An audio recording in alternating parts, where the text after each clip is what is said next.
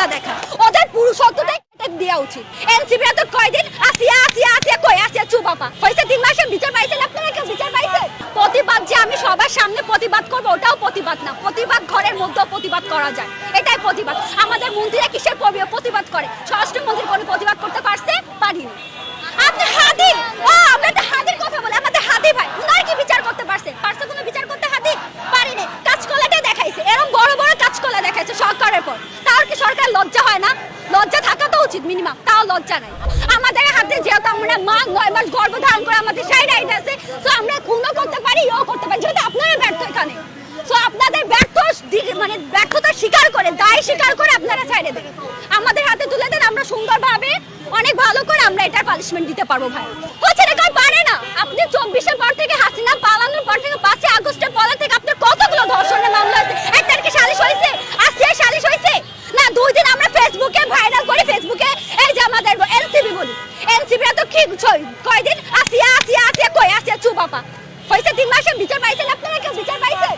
এটা কি ধামাচাপা হবে নাকি রামিসা? এটাই ধামাচাপা, আমরা আর চাই না কোনো ধামাচাপা। এই যে রামিসা 3 মাস পর সবাই চুপাপা, রামিসাকে ভুলে গেছে।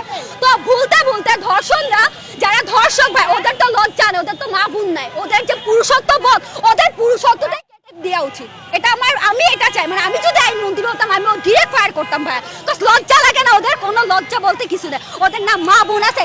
আমি যদি মহিলাদের বলি, মহিলারা তো কিছুই না ভাই, মহিলা তো স্বীকার করে না।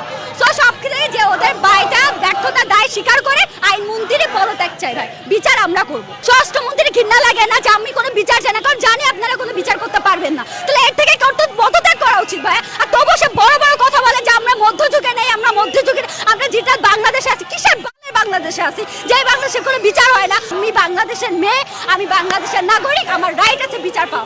আমরা পরিণতিতে পড়ছি সংবিধানে, মেয়েদের আইনে বিচার আছে ভাই। আপনি ধর্ষণের মামলা বলেন, নির্যাতনের মামলা বলেন, কিন্তু একটা বিচার আমরা পাই না। সরকার সারা জীবন কাঁচকলা দেখা, স্বরাষ্ট্রমন্ত্রীর কাঁচকলা দেখা।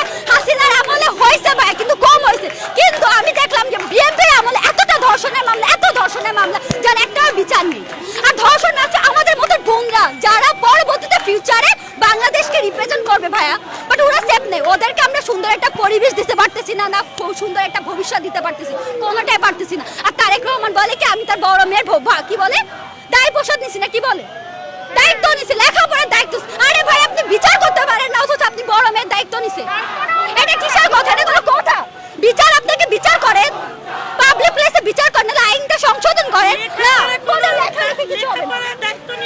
কি হবে এটা? মেয়ে ফেরত দিতে পারবে? পারবে না তো। নিজের মেয়ে আছে না, তার জাইমার রহমান আছে না, জাইমার রহমান হলে কি হতো?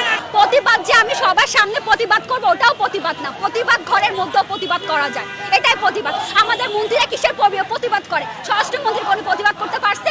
পারিনি।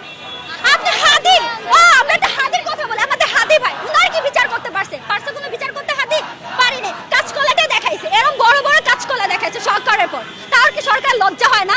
লজ্জা থাকা তো উচিত মিনিমাম, তাও লজ্জা নাই। এখানে ভাই ওই বিষয়ে বাদ আমরা এখন, হ্যাঁ অবশ্যই না, ওইটা এখন তো আমরা যেহেতু আমরা সিওরিটি দিয়ে পারতেছি না, আমরা সঠিক বলতে পারবো না ভাই। হ্যাঁ হাদি